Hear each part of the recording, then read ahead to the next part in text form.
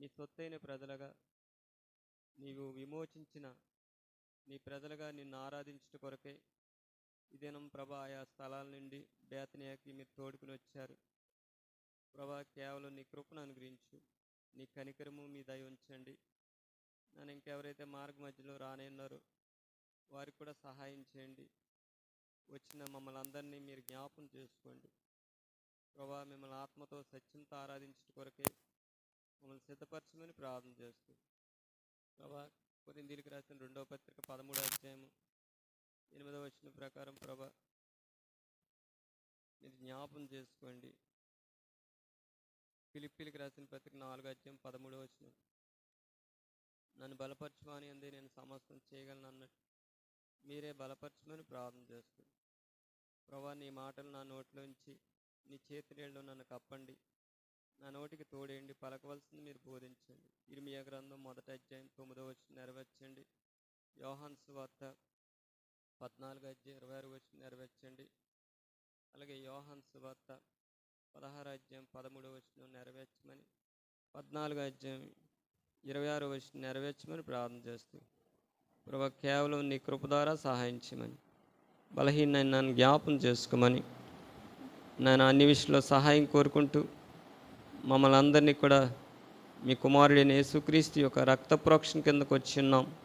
మమ్మల్ని కడగండి, పవిత్రపరచండి, యథార్థత దయచేయండి, ఆత్మతో సత్యంతో ఆరాధించడం కొరకే సహాయం చేయమని ప్రభా సంఘానికి మీరే శిరస్సుగుండి, సంరక్షకుడిగుండి, పోషకుడిగుండి నడిపించమని ప్రార్థన చేస్తూ ఇచ్చిన ఈ సమయాన్ని బట్టి కృతజ్ఞతలిస్తూ మా ప్రభువును రక్షకుడు మీ ప్రియకుమారుడైన యేసుక్రీస్తు శ్రేష్టమైన ఘనమైన నామములో ప్రార్థించి సహాయం కొరకు అడుగుచున్నాం తండ్రి, ఆమేన్.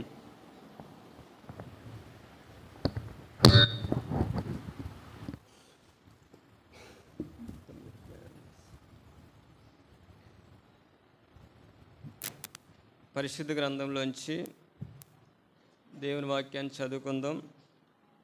కీర్తన గ్రంథం. గత ఆదివారం ప్రభుని ఆరాధించాం. లేఖనాలు జ్ఞాపకం ఉన్నాయండి ఎవరికైనా సరే, బ్రదర్స్లో కానీ సిస్టర్స్లో కానీ? గత ఆదివారం తీతు రాసిన పత్రిక. సరే అండి. ఈ దినము మనం ప్రభువుని ఆరాధించట కొరకే దేవుని వాక్యాన్ని చదువుకుందాం. మొట్టమొదటిగా కీర్తన గ్రంథం 46వ అధ్యాయం 1వ వచనం.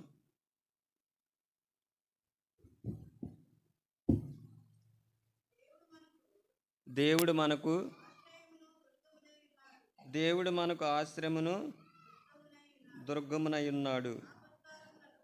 ఆపత్కాలములలో ఆయన నమ్ముకొనదగిన సహాయకుడు.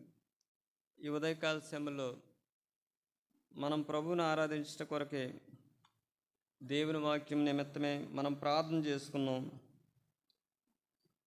ఇక్కడ 46 కీర్తనలు ఏముందంటే దేవుడు మనకు ఆశ్రయమును దుర్గమునై, అంటే దేవుడు మనకు ఆశ్రయమై ఉన్నాడు. దేవుడు ఎవరండి? ఆశ్రయమై ఉన్నాడు. ఏ కాలంలో? ఆపత్కాలంలో. మనకి ఏదైనా ఆపద వచ్చినప్పుడు ఆ ఆపత్కాలంలో దేవుడు మనకి ఏమై ఉన్నాడంటే ఆశ్రయమై ఉన్నాడు. దేవుడు మనకు ఆశ్రయమై ఉన్నాడు అంటే మాత్రమే కదా, అక్కడ ఇంకో మాట ఉంది, ఆయన నమ్ముకొనదగిన సహాయకుడు అంటాడు. దేవుడు ఒక్కడే నమ్మదగిన వాడు, దేవుడు ఒక్కడే ఆశ్రయుడు, దేవుడు ఒక్కడే ఆపత్కాలంలో సహాయకుడు. అటువంటి దేవుణ్ణి మనము ఆరాధించట కొరకు ఈ దినాన్ని ప్రభు మనల్ని కోరుకున్నాడు, వెతికాడు, రక్షించుకున్నాడు. అటువంటి దేవుణ్ణి మనం ఆరాధిస్తున్నాం. చూడండి, కీర్తన గ్రంథం ఇంకో మాట ఉంటుంది, ఆయన ఆశ్రయమై ఉన్నాడు. కీర్తన గ్రంథం 42వ అధ్యాయము 9వ వచనం చదవండి. కావున నీవేళ నన్ను మరచి ఉన్నావు, శత్రు బాధ చేత నేను దుఃఖాక్రాంతుడినై.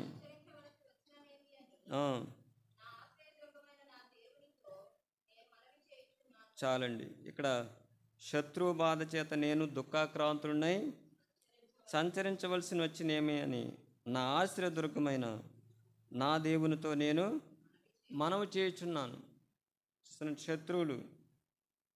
శత్రువు బాధ, ఆ బాధ చేత ఏం కలుగుద్దండి? దుఃఖము. అటువంటి దుఃఖకరమైన సమయంలో ఆ భక్తుడు ఏమంటున్నాడంటే, నా ఆశ్రయదుర్గమైన నా దేవునితో నేను మనవి చేస్తున్నాడు. ఎందుకంటే ఆయన ఆపత్కాలంలో ఎవరండి? సహాయకుడు, నమ్మదగినవాడు. అంత మాత్రమే కాదు, దేవుడు ఆశ్రయమై ఉన్నాడు. కింద ఇంకో మాట ఉంటుంది చూడండి, 11వ వచనం.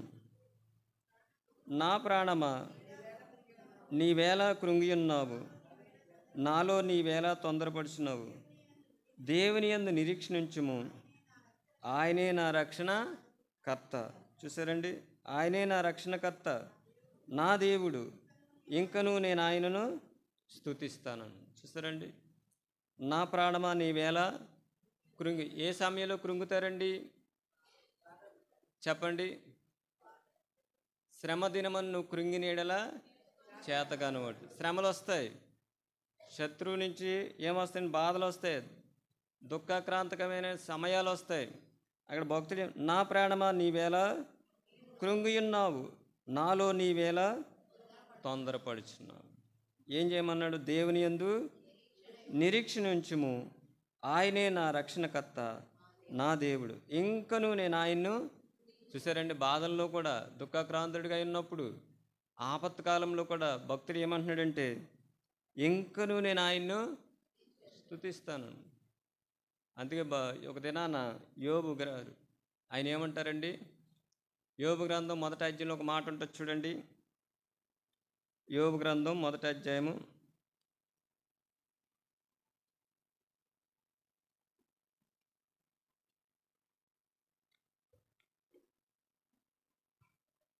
21వ వచనం. నేను నా తల్లి గర్భంలో దిగంబరునే వచ్చి తిని, దిగంబరునే అక్కడికి తిరిగి వెళ్ళుదును. యెహోవా ఇచ్చెను, యెహోవా తీసుకుని పోయిను. యెహోవా నామమునకు. చూసారండి, ఆయనే ఇచ్చాడు, ఆయనే తీసుకుని వెళ్ళిపోయాడు. అందుకే ఏం చేస్తున్నాడు? ఆయన స్తుతిస్తున్నాడు. నిరీక్షణ గలవాడుగా యోబు గారు స్తుతిస్తున్నాడు. మనం కూడా దేవుడిని ఆశ్రయదుర్గంగా చేసుకున్నప్పుడు ప్రభువుని మనం ఏం చేస్తామంటే స్తుతిస్తాం, ఆయన యందు నిరీక్షణ కలిగి ఉంటాం. అందుకే కీర్తన గ్రంథంలో ఒక మాట ఉంది చూడండి. కీర్తన గ్రంథం 18వ అధ్యాయము చదవండి, 1వ వచనం. యెహోవా నా బలమా, నేను నిన్ను ప్రేమించున్నాను. యెహోవా నా శైలము, నా కోట, నన్ను రక్షించువాడు, నా కేడము, నా రక్షణ శృంగము, నా ఉన్నత దుర్గము, నా దేవుడు, నేను ఆశ్రయించిన నా దుర్గము. చూసారండి, దావీదు తన కీర్తనాకారుడు ఏమని రాస్తున్నాడంటే, యెహోవా నా బలమా, నేను నిన్ను ప్రేమించుచున్నాను. యెహోవా నా శైలము, నా కోట, నన్ను రక్షించువాడు, నా కేడము, నా రక్షణ శృంగము, నా ఉన్నత దుర్గము, నా దేవుడు, కిందకు నేను ఆశ్రయించున్న నా దుర్గము. 3వ వచనం. కీర్తనీయుడైన యెహోవాకు నేను మొరపెట్టగా ఆయన నా నన్ను రక్షించింది. చూసారండి, దావీదుకు కూడా దేవుడు ఆశ్రయంగా ఉన్నాడు. అందుకైనా అంటున్నాడు, ఏమంటున్నాడంటే 3వ వచనం, కీర్తనీయుడైన యెహోవాకు నేను మొరపెట్టగా ఆయన నా శత్రువుల చేతిలో నుండి నన్ను రక్షించి, మరణపాసం నన్ను చుట్టుకొనగను, భక్తిహీనులు వరద పొర్లు వలె నా మీద పడి బెదిరింపగను, పాతాళ పాసం నన్ను అరికట్టుకును, మరణపు ఉరువులు నన్ను ఆవరింపగను. నా శ్రమలో నేను యెహోవాకు మొరపెట్టు, నా దేవునికి ప్రార్థన. చూసారండి, ఎవరైతే దేవుణ్ణి ఆశ్రయిస్తారో, ఎవరైతే దేవుని ఆశ్రయ దుర్గంగా చేసుకుంటారో వాళ్ళు ఏం చేస్తారండి? ఎటువంటి పరిస్థితుల్లో అయినా సరే ప్రభుని ఆశ్రయిస్తారు.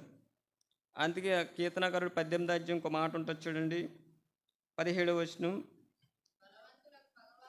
బలవంతులకు పగవారు, నన్ను ద్వేషించువారు నాకంటే బలిష్ఠై ఉండగా వారి వశము నుండి నన్ను చూసారండి. రక్షించేవాడు దేవుడు. మనం చదివిన భాగాలు ఎవరండి వీళ్ళు? శత్రువులు బలవంతులకు పగవారంట. నన్ను ద్వేషించేవారు నాకంటే బలిష్ఠులై ఉండగా వారి వశము నుండి ఆయన నన్ను రక్షించును. ఇంకో మాట ఉండదు 18. ఆపత్కాలమందు ఏ కాలమందండి? ఆపత్కాలమందు. మనం చదివాం కదా కీర్తన గ్రంథం 46 మొదటి వచనంలో, దేవుడు మనకు ఆశ్రమును దుర్గమైన ఆపత్కాలంలో ఆయన నమ్ముకొనదగిన సహాయకుడు. దావీదు జీవితంలో కూడా అటువంటి పరిస్థితులు వచ్చినప్పుడు ఆయన అంటున్నాడు, ఆపత్కాలమందు వారు నా మీదకి రాగా యెహోవా నన్ను ఆదుకుని విశాలమైన స్థలమునకు ఆయన నన్ను తోడుకుని వచ్చింది. ఇదే ఆశ్రయం. ఆ దినాల్లో దావీదుకి దేవుడు ఆశ్రయంగా ఉన్నాడు, దుర్గముగా ఉన్నాడు. అందుకే ఆయన అంటున్నాడు, ఆయనకు వచ్చిన శ్రమలో నేను ప్రభుకి మొరపెట్టి తిని నా దేవునికి నేను ప్రార్థన చేశాను. మరి మనకు కూడా దేవుడు ఆశ్రయంగా దుర్గంగా ఉంటే ప్రభువుని ఎలాగా ఆరాధించాలంటే ఆత్మతోనూ సత్యంతో ఆరాధిస్తాం. ఎందుకంటే దావీదు జీవితంలో అటువంటి ఆరాధన ఉంది. మొదటి వచనంలో అంటాడు, యెహోవా నా బలమా నేను నిన్ను ప్రేమించున్నాను. దేవుణ్ణి ప్రేమిస్తున్నాడు, దేవుణ్ణి ఆశ్రయంగా చేసుకున్నాడు, దేవుణ్ణి కోటగా చేసుకున్నాడు, దేవుణ్ణి కేడెంగా చేసుకున్నాడు, దేవుణ్ణి ఉన్నత దుర్గంగా చేసుకున్నాడు. అందుకని అంటున్నాడు, ఆపత్కాలమందు వారు నా మీదకి రాగా యెహోవా నన్ను ఆదుకునేవాడు దేవుడు. మరి మనకెవరు ఆశ్రయమై ఉన్నారు చెప్పండి? దావీదుకైతే దేవుడు ఆశ్రయంగా ఉన్నాడు. మరి మన సంగతి ఏంటి? మన ఆశ్రయం ఎవరు చెప్పండి? చూడండి, ఇంకో మాట ఉంటుంది ఆ 18వ అధ్యాయంలోనే 46వ వచనం, యెహోవా జీవం గలవాడు నా ఆశ్రయదుర్గమైన వాడు ఎవరండి? స్తోత్రానికి అర్హుడంట, స్తోత్రార్హుడు. 18:46 యెహోవా జీవం గలవాడు నా ఆశ్రయదుర్గమైన వాడు స్తోత్రార్హుడు, నా రక్షణకర్త అయిన దేవుడు బహుగా స్తుతినొందునుగాక. చూసారండి, దావీదు చెప్తున్నాడు, నా రక్షణకర్త అయిన నా దేవుడు, నా ఆశ్రయదుర్గమైన నా దేవుడు. దేనికి స్తోత్రార్హుడండి? మనం చెల్లించే స్తోత్రాలకు అర్హుడైన. అందుకే ఇక్కడ ఒక మాట రాశారు ఈయన, చూడండి అక్కడ రోమా 9:5 ఏముంటుంది? ఎవరండి? నిరంతరము స్తోత్రార్హుడు. దావీదు తరంలోనే కాదు, మన తరంలో కూడా, రాబోయే తరంలో కూడా దేవుడు ఎవరండి? తరతరాలకి కూడా స్తోత్రార్హుడు. మనకి ఆశ్రయం దుర్గంగా ఉన్నాడు దేవుడు. ఇంకో మాట చూడండి, ఇంకో మాట ఉంటుంది కీర్తన గ్రంథం 62వ అధ్యాయము 2వ వచనం చదవండి. కీర్తన 62, ఆయనే నా ఆశ్రయదుర్గము, ఆయనే నా రక్షణకర్త, ఎత్తైన నా కోట ఆయనే. చాలండి. ఎప్పుడైతే దేవుడిని ఆశ్రయంగా చేసుకుంటాడో ఆ వ్యక్తి స్థిరుడిగా ఉంటాడు. ఎటువంటి సమయంలో బలిష్ఠులైన శత్రువులు, దుఃఖకరమైన పరిస్థితులు, శ్రమలు వచ్చినా, బాధలు వచ్చినా, ఎటువంటి పరిస్థితులు, రోగాలు వచ్చినా, అక్కడ ఒక మాట ఉంది చూడండి 2వ వచనం, ఆయనే నా ఆశ్రయదుర్గము, ఆయనే నా రక్షణకర్త, ఎత్తైన నా కోట. అంటే ఎత్తుగా కోట. ఇంకో మాట ఉంది అక్కడ, నేను అంతగా కదిలింపబడను. ఇంకో మాట ఉంటుంది చూడండి 6వ వచనం, ఆయనే నా ఆశ్రయదుర్గము, నా రక్షణాధారము, నా ఎత్తైన కోట ఆయనే, నేను కదిలింపబడను. 7వ వచనం, నా రక్షణకు నా మహిమకు దేవుడే ఆధారం, నా బలమైన ఆశ్రయదుర్గము, నా ఆశ్రయము దేవుని యందే ఉన్నది. చూసారండి, దేవుని ఆశ్రయిస్తున్నాడు. అందుకే అంత స్థిరుడిగా ఉన్నాడు ఆయన. ఎలుగుబంటి వచ్చినా, సింహం వచ్చినా, గొలియాత్ వచ్చినా, సౌలు వచ్చినా, శత్రువులు వచ్చినా, ఎవరు వచ్చినా కానీ దావీదుని ఏం చేయలేకపోయారండి? కదిలించలేకపోయారు. ఎందుకంటే దేవుడిని ఆశ్రయించాడు. అటువంటి దేవుణ్ణి మనం ఆరాధించడానికి ఇక్కడ బేతనీలో సంఘంగా సమకూర్చబడ్డాం. మరి మన ఆశ్రయం ఎవరు చెప్పండి?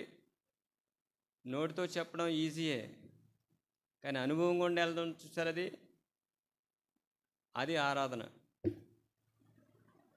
పెదవుల ద్వారా ప్రభువుని ఆరాధించవచ్చు, కానీ ఆత్మతోనూ సత్యంతో ఆరాధించాలంటే దావీదు వెళ్ళాడు. ఆయన ఏమంటున్నాడండి చూడండి, మనం ఇందా చదవం 18వ అధ్యాయము 46వ వచనం మళ్ళా చదవండి. నా ఆశ్రయదుర్గమైన వాడు ఎవరండి? స్తోత్రానికి అర్హుడు. ఎందుకు చెల్లిస్తున్నాడు స్తోత్రం అర్హుడని? ఇక్కడ ఆ మాట రాయబడ్డది చూడండి, ఏముంది? సింహాసనశీనుడైన మా దేవునికిని గొర్రె పిల్లకును రక్షణకే స్తోత్రం. అంటే దావీదు జీవితంలో ఎన్ని పరిస్థితులు వచ్చినా దేవుడు ఏం చేశాడు? రక్షణ కలిగజేశాడు. ఆ రక్షణ బట్టి ఏమంటున్నాడు ఆయన? స్తోత్రానికి అర్హుడు. నా రక్షణకర్త అయిన దేవుడు బహుగా స్తుతినందునుగాక. ఏ వ్యక్తి అయితే దేవుడిని ఆశ్రయం చేసుకుంటాడో అటువంటి వ్యక్తి ఆత్మతోనూ సత్యంతో ఆరాధించడానికి కలిగి ఉంటాడు. చూడండి, ఇంకో మాట ఉంటుంది, కీర్తన గ్రంథం 91వ అధ్యాయము చదవండి 2వ వచనం. ఆయనే నాకు ఆశ్రయము, నా కోట. చాలండి. ఇక్కడ ఏమంటున్నాడంటే మళ్ళీ ఆయనే నాకు ఆశ్రయము, నా కోట, నేను నమ్ముకున్న నా దేవుడని నేను యెహోవా గురించి చెప్పుచున్నాడంట. మనం చెప్పగలమా? శ్రమల్లో, బాధల్లో, ఇబ్బందుల్లో, కష్టాల్లో, ఇరుకుల్లో, అవమానాల్లో, తృణీకరమైన పరిస్థితుల్లో దేవుడే నాకు ఆశ్రయమని చెప్పగలమండి? ప్రతికూలమైన పరిస్థితుల్లో అప్పుడు కూడా చెప్పగలిగితే ఆయన మనకి ఆశ్రయం ఉంటుంది. మనం కదిలింపబడం.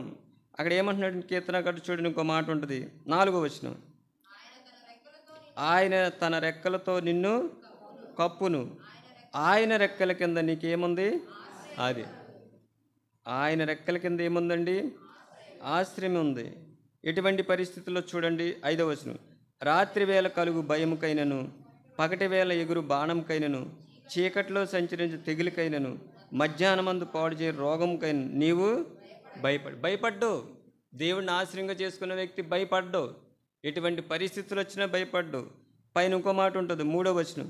వేటకాని ఉరిలో నుండి ఆయన నన్ను విడిపించు, నాశనకరమైన తెగులు రాకుండా నిన్ను రక్షించును, ఆయన తన రెక్కలతో నిన్ను కప్పును. ఇంకో మాట ఉంటుంది చూడండి 7వ వచనం. నీ ప్రక్కన 1000 మంది పడినను, నీ కుడి పక్కన 10,000 మంది కూలిను, అపాయం నీ వద్దకు రాదంటాను. అపాయం రాదంటాను.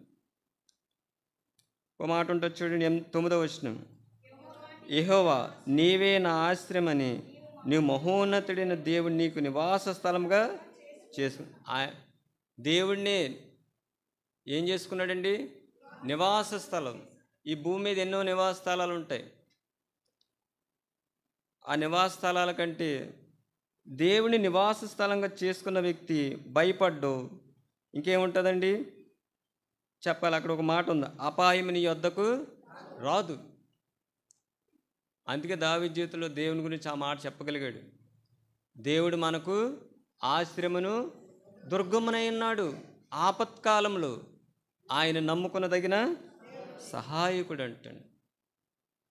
కొన్ని విషయాలు చూడండి, లేఖనాల ద్వారా తెలుసుకుని. ఆయన రెక్కల కింద నీకు ఆశ్రయం కలుగును. ఏం కలుగుద్దండి? ఆశ్రయం కలుగుద్దంట. అంటే క్షేమం కలుగుద్ది, సమాధానం కలుగుద్ది. చూడండి, కొన్ని విషయాలు తెలుసుకుందాం. రూతు గ్రంథం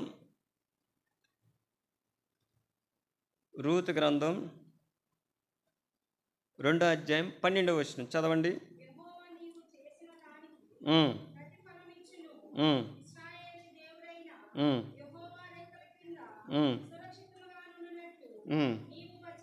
చాలండి. ఎక్కడికి వచ్చిందండి రూతు? మోయాబీరాలు.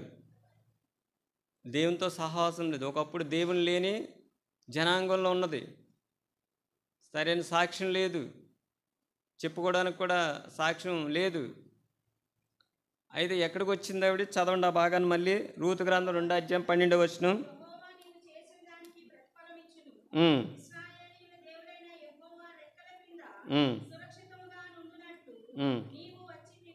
చాలండి. ఎక్కడికి వచ్చిందండి? యెహోవా రెక్కల కిందకి. మనం కూడా ఒకప్పుడు విగ్రహారాధకులమే, దేవుడిని ఎరగని వాళ్ళం. మనకు కూడా దేవుడు ఆశ్రయంగా లేడు. రూతు వంటి జీవితం మంద కూడా.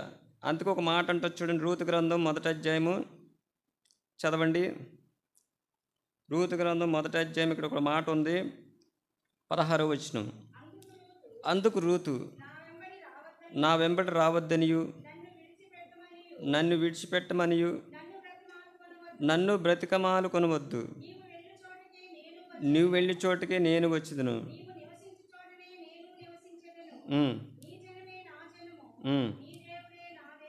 చాలండి. చూసారండి ఎంత చక్కటి తీర్మానం.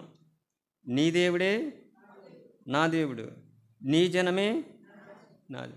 కోడళ్ళందరూ కూడా అత్తగారులతో ఇటువంటి తీర్మానం కలిగి ఉండాలి, ప్రభువుని ఎరిగిన వారైతే. చూడండి, నయోమిని ఏమీ లేనప్పుడు వెంబడించింది రూతు. భర్త లేడు, మామగారు లేరు, ఎవరు లేరు. ఎవరు లేనప్పుడు కూడా ఏమంటుందండి అక్కడ? చక్కటి తీర్మానం చేసుకుంది. ఏమంటుంది? నీ దేవుడే నా దేవుడు, నీ జనమే నా జనం. ఇంకో మాట అంటుంది ఆవిడ, చదవండి. నీవు మృతి పొందు చోటనే నేను మృతి పొందును. అందుకే ఆవిడ ఎక్కడికి వచ్చిందండి? క్రీస్తు వంశావళిలోకి వచ్చింది. చూడండి ఆ మాట మత్తయి సువార్తలోనే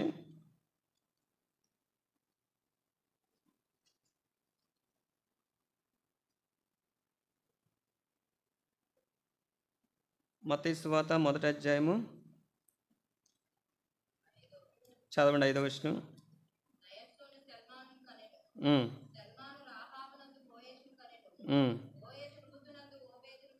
చాలండి. రూతునందు ఒకప్పుడు మోయాబీరాలు, దేవుళ్ళు లేని జీవితం, శాపగ్రస్తరాలేని జీవితం. కానీ ఎక్కడికి వచ్చిందని? క్రీస్తు వంశావళిలోకి వచ్చింది. అందుకే ఆ మాట మనం 2:12 ఏముందంటే, చదవండి ఆ మాట మరలా.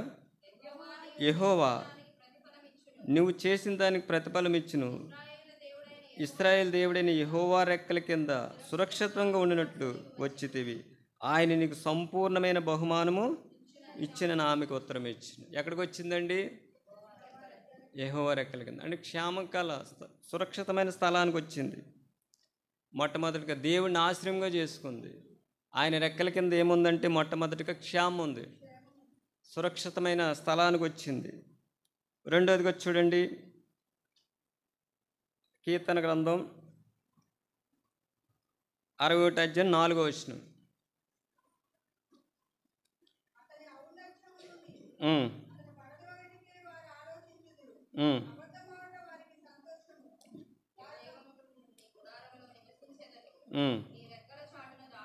చాలండి, ఆయన రెక్కల చాటున దాగుకుంటా. అంటే రూతు అక్కడికి వచ్చింది, సురక్షితంగా ఉంది.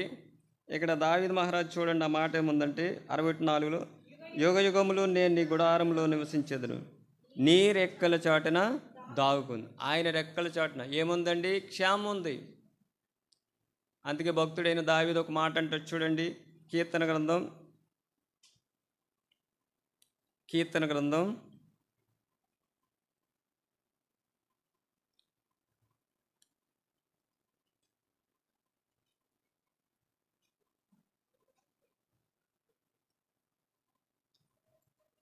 32వ అధ్యాయము 7వ వచనం.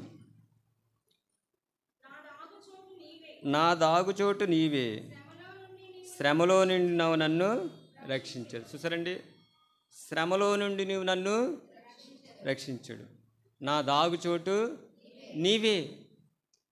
దాగుచోటుగా ఉన్నాడు దేవుడు. దాగుచోటుగా ఉంటే ఏం కలుగుద్దండి? చెప్పాలి, క్షేమం కలుగుద్ది. మీకు బాగా తెలుసు, కోడి తన పిల్లల్ని ఏం చేస్తుంది? రెక్కల కింద భద్రపరుస్తుంది. క్షేమం ఉంది. కాకులు కానీ గెద్దలు కానీ ఇటువంటి జంతువుల నుండి కూడా కాపాడడానికి ఆ రెక్కలు ఏం చేస్తాయి? భద్రపరుస్తాయి. ఇక్కడ కూడా ఆ మాట చూడండి, 32వ అధ్యాయం 7వ వచనంలో ఉంది, నా దాగుచోటు నీవే, శ్రమలో నుండి నీవు నన్ను రక్షణ. అంటే దాగుచోట్లు ఏముందంటే రక్షణ ఉంది, క్షేమం ఉంది, భద్రత ఉంది.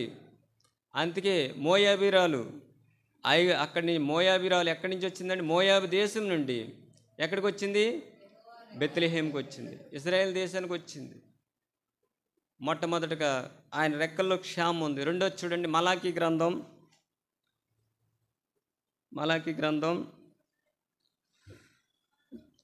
4వ అధ్యాయము 2వ వచనం. అయితే నా నామమందు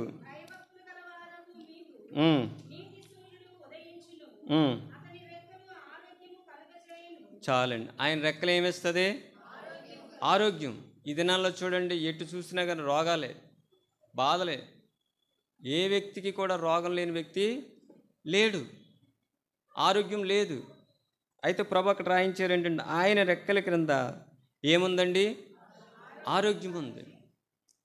మనకు ఆరోగ్యం లేకపోవడానికి కారణాలు చెప్పండి, చెప్పాలి. ఏంటండి? ఆయన రెక్కల కింద ఆరోగ్యం ఉంది. 2 విషయాలు చూడండి. సామెతల గ్రంథం 3వ అధ్యాయం 7, 8 వచనాలు చదవండి.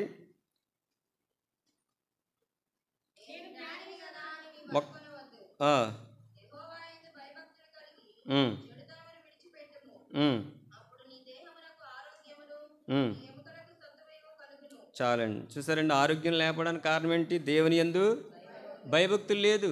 చాలామంది మందిరానికి వస్తారు, ఆరాధించడానికి వస్తారు, బైబిల్ పట్టుకొస్తారు, కానీ భయం లేదు. భయం లేని భక్తి దేవుడు అంగీకరించడు. ఏం కలిగి ఉండాలండి? భయము భక్తి రెండూ ఉండాలి. భక్తి ఉండాలి, భయం ఉండాలి. భయం లేదు. అంతే ఇక్కడ రాయబడ్డ సామెతల గ్రంథం 3వ అధ్యాయం 7, 8 వచ్చిన మళ్ళా చదవండి ఆ భాగాన్ని. యెహోవాయందు భయభక్తులు కలిగి ఏం విడిచిపెట్టాలండి? ఒక వ్యక్తి భయభక్తులు లేనివాడు చెడుతనం కలిగి ఉంటాడు. ఆ వ్యక్తికి ఏముండదండి? ఆరోగ్యం ఉండదు. చూడండి, దేవుడి వాక్యంలో నిర్గమాకాండం ఒక మాట రాయించారు ప్రభు.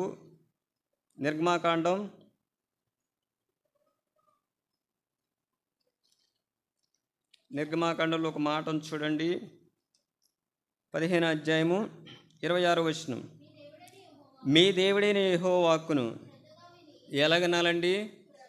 శ్రద్ధగా వినాలి. చాలామంది అశ్రద్ధ. వస్తారు కానీ వాక్యం వినడానికి శ్రద్ధ ఉండదు. సెల్ ఫోన్ చూసుకోమంటే గంటలు చూసుకుంటారు, దానికి శ్రద్ధ. దేవుని మందిరంలో కూడా సెల్ మీదే మనసు. మనుషులు వస్తారు కానీ మనసు ఎక్కడ ఉంటుందండి? చెప్పాలి, సెల్లే. ఆ సెల్ ఫోన్ పరలోకానికి తీసుకెళ్ళేది ఎవరండి? ప్రభు అన్నారు స్పష్టంగా, నేనే మార్గం, నేనే సత్యం, నేనే జీవం. ప్రభు ద్వారానే పరలోకానికి వెళ్తాం. శత్రువు ఈ దినాల్లో చూడండి చాలామంది విశ్వాసులైన మనల్ని పాడు చేస్తున్నాడు. ఏ విధంగా అంటే సెల్ ఫోన్లు.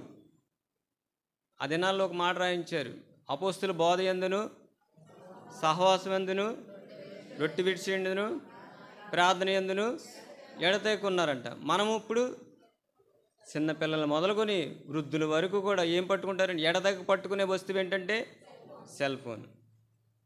చిన్నపిల్లలకు కూడా అదే అలవాటు చేస్తారు తల్లిదండ్రులు. చూడండి, అక్కడ మాట ఉంది 26వ వచనం. మీ దేవుడైన యెహోవాకు శ్రద్ధగా విని ఆయన దృష్టికి న్యాయమని చేసి ఆయన ఆజ్ఞకు విధేయులే ఆయన కట్టడలన్నింటిని అనుసరించి నడిచిన ఎడల నేను ఐగుప్తులకు కలగజేసిన రోగములు ఏది మీకు రాని. చూసారండి, ప్రభు నీతిమంతుడు, మాట తప్పనివాడు. మనకు రోగాలు వస్తున్నాయంటే కేవలం ఏంటంటే దేవుని యందు భయభక్తులు లేకపోవడం. నిన్ను స్వస్థపరచు యెహోవా నేనే. చూసారండి, ఆనాడు ఐగుప్తులో వారికి రోగాలు వచ్చినాయి, ఇజ్రాయేలుకి లేదు. కారణం ఏంటంటే చెప్పండి. ప్రభు అన్నారు కదా అక్కడ, ఆ మాట రాయించారు చూడండి. నేను ఐగుప్తులు కలగజేసిన రోగములు ఏది మీకు రానియడంట. రానివ్వను అంటున్నాడు ఆయన. ఎప్పుడు?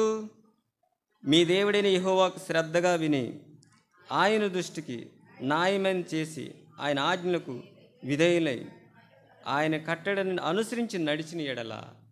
చూసారండి, ఐగుప్తులు కలగజేసిన రోగాల్లో మీకు ఏది రాని. మేము మొన్న ఒకసారి సువార్తకి వెళ్ళినప్పుడు ఒక వృద్ధురాలు 90 సంవత్సరాలు ఉంది. ఆవిడ పలకరిస్తుంది, కంటి చూపు బాగుంది, అన్నీ బాగున్నాయి. 90 సంవత్సరాలు. ఈ దినాల్లో చూపు లేదు. దానికి కారణం ఏంటంటే చెప్పండి.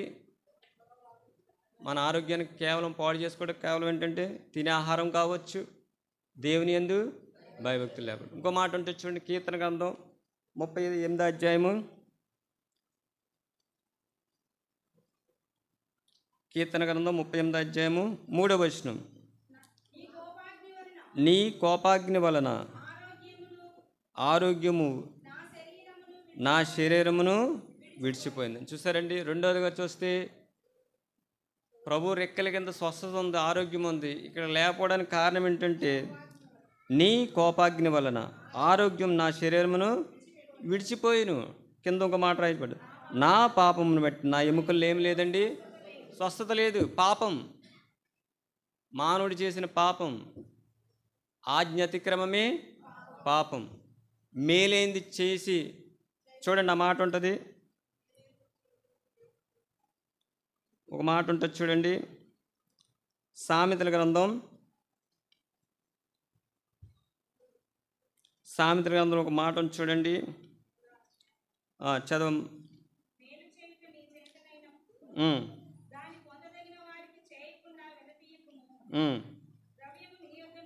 చాలండి. ఇక్కడ ఒక మాట ఉంది, మేలు చేయట నీ చేతనైనప్పుడు దాన్ని పొందదగిన వారికి చేయకుండా వెనక తీయకూడదంట.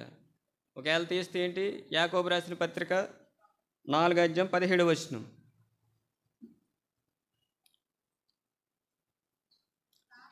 యాకోబు రాసిన పత్రిక 4వ అధ్యాయం 17వ వచనం. కాబట్టి మేలైనది చేయనెరిగి అలాగు చేయని వానికి ఏం కలుగుద్దండి? పాపం. ఈ పాపం వల్ల ఏం పోద్ది మనలో? చెప్పాలి. నీ కోపాగ్ని వల్ల నా దేహంలో ఏమి లేదు, ఆరోగ్యం లేదు. మానవుడు పాపం చేస్తున్నాడు. చాలామంది మందిరానికి వస్తూనే ఉంటారు, పాపాన్ని విడిచిపెట్టరు. అందుకే యేసుప్రభు వారు ఒక మాట అంటారు, యోహాను సువార్తలో చూడండి, యోహాను సువార్త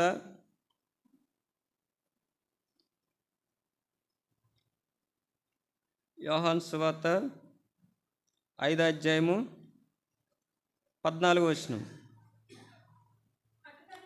అటు తర్వాత యేసు దేవాలయం వాడిని చూసి, ఇదిగో స్వస్థత నొందితివి, మరి ఎక్కువ కీడు నీకు కలగకున్నట్టు ఇకను చూశాను. ఏం చేయొద్దన్నాడండి యేసుప్రభు వారు? పాపం చేయకు. నీ పాపం వల్లే నీకు ఏమొచ్చింది?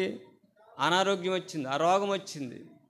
ప్రభు స్పష్టంగా చెప్పారు అక్కడ. అటు తర్వాత యేసు దేవాలయం వాడిని చూసి, ఇదిగో స్వస్థత నొందితివి, మరీ ఎక్కువ కీడు నీకు కలగకున్నట్లు ఇకను పాపం. అంటే పాపం చేస్తూ వచ్చావు, పాపం వల్ల నీకు ఏమైందండి? చెప్పాలి, అనారోగ్యం వచ్చింది. అయితే మలాకి గ్రంథం మనం చదివాం, ఆయన రెక్కల కింద ఏముందండి? ఆరోగ్యం ఉంది.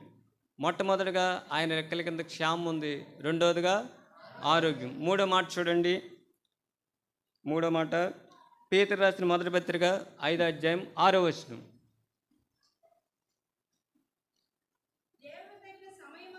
దేవుడు తగిన సమయమందు మిమ్మల్ని హెచ్చించినట్లు ఆయన బలిష్టమైన చేతి క్రింద. అది ఏ మనసు అండి? దేన మనసు. గత వారం ఒకసారి ఆరాధన మొత్తమానం విన్నాం. ప్రభు దీనుడిని ఏం చేస్తాడు? లక్ష్య పెడతాడు. ఆ మాట మరలా చదవండి, పేతురు రాసిన మొదటి పత్రిక 5వ అధ్యాయం 6వ వచనం. దేవుడు తగిన సమయమందు మిమ్మల్ని హెచ్చించినట్లు ఆయన బలిష్టమైన చేతి క్రింద దేన మనసు అండి. అంటే హెచ్చిస్తాడు ప్రభు. ఆయన రెక్కల కింద ఏముందండి? ఘనత ఉంది. ఆయన హెచ్చిస్తాడు. తను తాను తగ్గించుకున్నవాడు ఏమవుతాడండి? హెచ్చింపు. ఎవరి దృష్టికి? మనుషుల దృష్టికి కాదు, దేవుని దృష్టికి. చూడండి ఆ మాట యాకోబు రాసిన పత్రిక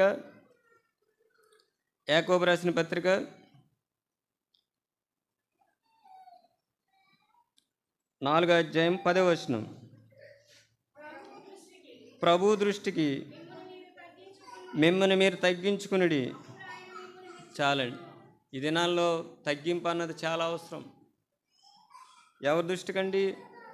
ఓ ధనవంతుడు వస్తే తగ్గించుకుంటారు, అవునా కదా? ఒక ఉద్యోగస్తుడైతే తగ్గించుకొస్తాడు, బంగారం వెండి ధరించుకొస్తే తగ్గించుకొస్తాడు. మనుషుల దగ్గర తగ్గించుకుంటారు చాలామంది. అదే పేదల దగ్గర చెప్పాలి, లోకంలో జరిగేది ఇదే. మనుషుల దృష్టికి కాదు, మనం ఎవరి దృష్టికి తగ్గించుకోవాలండి? ప్రభు దృష్టికి మిమ్మల్ని మీరు తగ్గించుకుని, అప్పుడు ఆయన మిమ్మల్ని హెచ్చిస్తాడు. దేవుడు హెచ్చించాలంటే మనం ఆయన బలిష్టమైన చేతి క్రింద ఎలా ఉండాలండి? దీన మనసుల కింద ఉండాలి. దీన మనసులు. చూడండి, ద్వితీయోపదేశకాండం ఒక మాట ఉంటుంది. ద్వితీయోపదేశకాండం 26:19.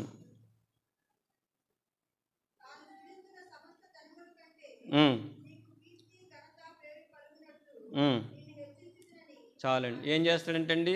కీర్తి, ఘనత, పేరు ఎప్పుడు ఇచ్చిస్తాడైనా చెప్పాలి. ఆయన బలిష్టమైన చేతి క్రింద ఎవరైతే దీన మనసులు తగ్గించుకుని ఉంటారో అక్కడ ఏముందండి? ఘనత ఉంది, కీర్తి ఉంది, పేరుంది. ప్రభువే ఘనత ఇస్తాడు, ప్రభువే పేరిస్తాడు, ప్రభువే కీర్తిస్తాడు. ఎప్పుడు ఇస్తాడంటే ఆయన దృష్టికి మనం తగ్గించుకున్నప్పుడు. 4 చూడండి, ఇంకో మాట ఉంటుంది. ఆ మాట చదువుకుని మనం ముగించుకుందాం.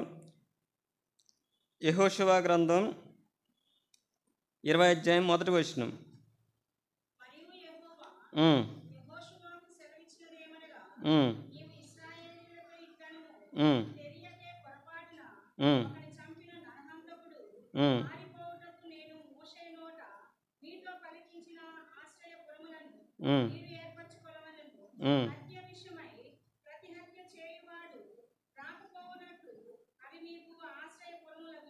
చాలండి. ఆశ్రయపురంలో ఏముందంటే హత్య చేశాడు. ఆ హత్య చేసిన వ్యక్తిని ప్రతి హత్య చేయకున్నట్లు ఏముండాలండి? ఆశ్రయపురం. ఆ ఆశ్రయపురంలో ఉన్న వ్యక్తికి ఏముందంటే జీవం ఉంది. అందుకే ధర్మశాస్త్రం హత్యకి పంటికి పన్ను ధర్మశాస్త్రం చెప్తుంది. కానీ ప్రభు ఏమన్నారంటే ఏం ఏర్పాటు చేసుకోవాలంటండి? ఆశ్రయపురం. ఎవరికైతే ఆ ఆశ్రయపురం ఉంటుందో అక్కడ, అందుకే నా దాగుచోటు నీవే. ఈ ఉదయకాల సమయంలో అటువంటి దాగుచోటుగా, అటువంటి ఆశ్రయంగా ప్రభు మనకున్నాడు. ఎందుకంటే మనం కూడా పాపులమే, పాపం చేసిన వారమే. పాపం వల్ల వచ్చే జీతం మరణం. పాపం పట్టుకుంటుంది, పాతాళం పట్టుకుంటుంది. మనందరం కూడా ఎక్కడికి వెళ్ళాలండి? నాశనానికి వెళ్ళాలి. దైవ ఉగ్రతకి పాత్రులం, శిక్షక పాత్రులను. అయితే ప్రభు అక్కడ దేవుడు మనకు ఆశ్రయమును, దుర్గం. ఆయన రెక్కల కింద ఏముందండి? క్షేమం ఉంది, ఆరోగ్యం ఉంది, ఘనత ఉంది, ఇంకేముందంటే జీవం ఉంది. చూడండి ఒక మాట, కీర్తన గ్రంథంలో 2:12 చదవండి.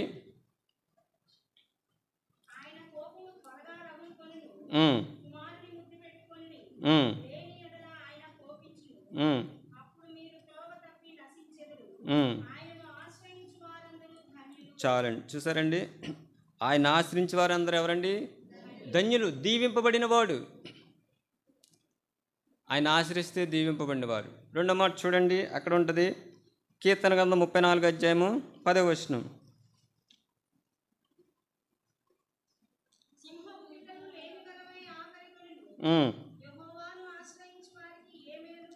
చాలండి. ప్రభువుని ఆశ్రయిస్తే మేలు, ప్రభువుని ఆశ్రయిస్తే మేలు, ప్రభువుని ఆశ్రయిస్తే ధన్యుడిగా చేయబడతాడు. మూడో మాట చూడండి, కీర్తన గ్రంథం 5:11. 5:11. నిన్ను ఆశ్రయించే వారు అందరూ సంతోషం వస్తుంది. దేవుణ్ణి ఆశ్రయిస్తే ఏముందండి? సంతోషం. దేవుణ్ణి ఆశ్రయిస్తే ఏముంది? మేలు. దేవుని ఆశ్రయిస్తే ధన్యులు. ఇంకో మాట ఉంటుంది చూడండి, కీర్తన గ్రంథం 118 8-9. మనుషులను నమ్ముకుంటే కంటే యెహోవాను ఆశ్రయించుట మేలు.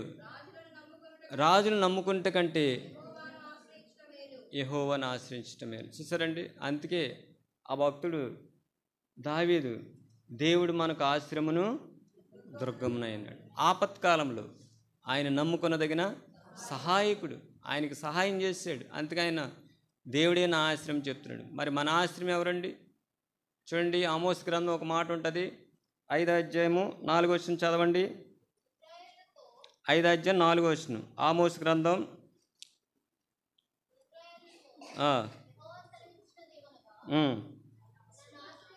నన్ను ఆశ్రయించుడలా మీరు బ్రతుకుతారండి. చూసారండి, నన్ను ఆశ్రయించండి, నన్ను ఆశ్రయిస్తే మీరేమవుతారు? బ్రతుకుతారు. బ్రతుకుతారంటే ఆయన ఏమైపోతాడు? వ్యక్తి చచ్చిపోతాడు. మనం కూడా అపరాధం చేత పాపం చేత చచ్చిన వారి ఉండగా ప్రభు మనల్ని ఏం చేశాడండి? బ్రతికించాడు. ఇర్మియా గ్రంథం చూడండి, ఒక మాట ఉంటుంది, 17వ అధ్యాయము. ఇర్మియా గ్రంథం 17వ అధ్యాయం 5-6 వచనాలు చదవండి. ఇది అందరూ చదవాలి. ఇర్మియా గ్రంథం 17వ అధ్యాయము 5-6 వచనాలు. యెహోవా ఎలాగూ సెలవిస్తున్నాడు, ఎవరిని ఆశ్రయించండి? నువ్వు దేవుణ్ణి ఆశ్రయిస్తే ధన్యుడిగా చేయబడతావు, దేవుణ్ణి ఆశ్రయిస్తే మేలు జరుగుద్ది, దేవుణ్ణి ఆశ్రయిస్తే సంతోషిస్తావు, దేవుణ్ణి ఆశ్రయిస్తే బ్రతుకుతావు, దేవుణ్ణి ఆశ్రయిస్తే జీవం కలుగుద్ది. కానీ నరులను ఆశ్రయిస్తే అక్కడ ఒక మాట రాయబడ్డది, చదవండి.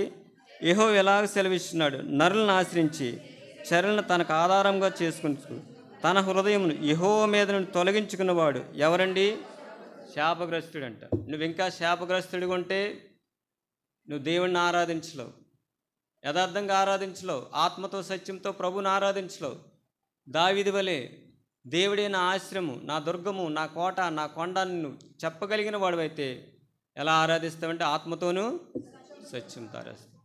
ఒకవేళ నీ ఉద్యోగం కావచ్చు, నరులు కావచ్చు, లేకపోతే నీ అందం కావచ్చు, నీ చదువు కావచ్చు, దేన్ని ఆశ్రయిస్తున్నావు? అలా ఆశ్రయిస్తే అక్కడ రాయబడ్డ మాట ఏంటంటే, చూడండి, నరులను ఆశ్రయించి శరీరం తనకు ఆధారంగా చేసుకొనుచు తన హృదయమును యెహోవా మీద నుండి తొలగించుకునేవాడు శాపగ్రస్తుడు. శాపగ్రస్తుడు. ఇటువంటి శాపగ్రస్తులైన మనల్ని ప్రభు ధన్యులుగా చేయడానికి పరలోకం నుండి ఈ లోకాన్ని నరుడిగా వచ్చాడు. మనందరి పాపాల కొరకు యేసు ప్రభు వారు ముఖం మీద ఉమ్మేయించుకున్నాడు, చెంపదెబ్బలు కొట్టించుకున్నాడు, అవమానం పొందాడు, సొగసు లేకుండా, స్వరూపులు లేకుండా ఆ మ్రాని మీద వేలాడి చనిపోయాడని. చనిపోయి సమాధి చేయబడ్డాడు. సమాధిలోంచి 3 దినాలు లేపబడి ఎక్కడికి వెళ్ళాడండి? ప్రభు పరలోకానికి వెళ్ళాడు. మనకు కూడా ప్రభు ఏమిచ్చాడు? గొప్ప రక్షణ ఇచ్చాడు, పాపక్షమాపణ ఇచ్చాడు, నిత్యజీవం ఇచ్చాడు, ఆశీర్వదించాడు. ఎవరిని బట్టి? నా యొద్దకు వచ్చేవారు నేను ఏమాత్రము చూసింది. ప్రభుని ఆశ్రయించినప్పుడు, ఎవరైతే ప్రభుని ఆశ్రయించారో అటువంటి వారు ధన్యులు, మేలు పొందుతారు. ఇంకేం చేయబడతారండి?